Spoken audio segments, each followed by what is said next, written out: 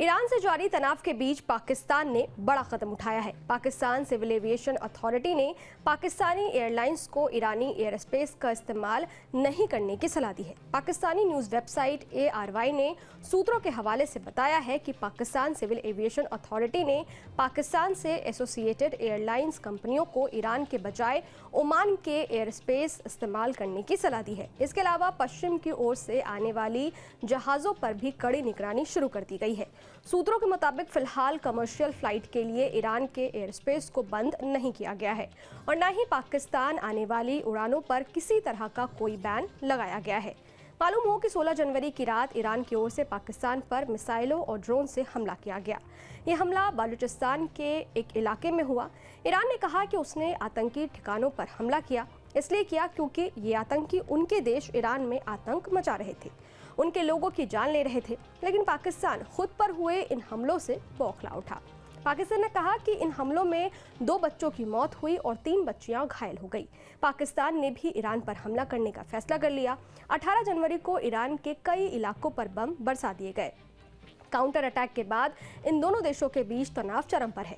Iran की सरकारी media इरना के मुताबिक पाकिस्तान ने जो हमला किया है उसमें 9 लोगों की मौत हुई है, लेकिन ये लोग ईरान के नागरिक नहीं थे। ईरान के गृह मंत्री अहमद वाहिदी की ओर से बताया गया है कि पाकिस्तानी हमले में 3 महिलाएं, 4 बच्चे और 2 पुरुष इन हमलों में मारे गए हैं। ईरान की सीमा से करीब 3-4 किलोमीटर दूर हमले हुए हैं। पाकिस्तान ने ईरान के सिस्तान और बलूचिस्तान में आतंकियों को निशाना बनाने का दावा किया है। पाकिस्तानी विदेश मंत्रालय ने कहा है कि जिन लोगों पर हमला किया गया है वो पाकिस्तान में खून खराबा करने वाले आतंकी थे। इन आतंकियों ने ईरान की उन जगहों पर पनाह ली हुई थी जहां किसी का नियंत्रण नहीं है। पाकिस्तान ने दावा किया कि उसके हमले में कई आतंकी मारे गए हैं। वहीं ईरान से तनाव के बीच पाकिस्तान को अमेरिका का भी साथ मिलता दिख रहा है।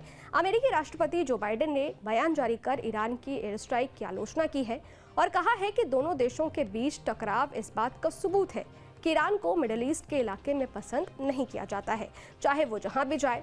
हम इस मुद्दे पर अभी भी स्थिति के हिसाब से काम कर रहे हैं। मामले पर UN चीफ एंटोनियो गुटरेस ने भी दोनों देशों की तरफ से हुई एयर स्ट्राइक पर चिंता जाहिर की। उन्होंने कहा कि हम दोनों पक्षों से शांति बनाने की अपील करते हैं। दूसरी तरफ चीन ने दोनों देशों में मध्यस्थता कराने की पेशकश की है। चीन के विदेश मंत्रालय की प्रवक्ता माओ निंग ने कहा है कि हम उम्मीद करते हैं कि दोनों देशों का ये मसला पूरी तरीके से सुलझ जाएगा और सुलझाने की पूरी कोशिश की जाएगी। चीन ने कहा है कि दोनों देशों को संयम बरतना चाहिए। ईरान पाकिस्तान तनाव पर भारत के रुख को अगर देखें तो भारत के विदेश मंत्रालय ने कहा है कि ये ईरान और पाकिस्तान के बीच का आपसी मसला है।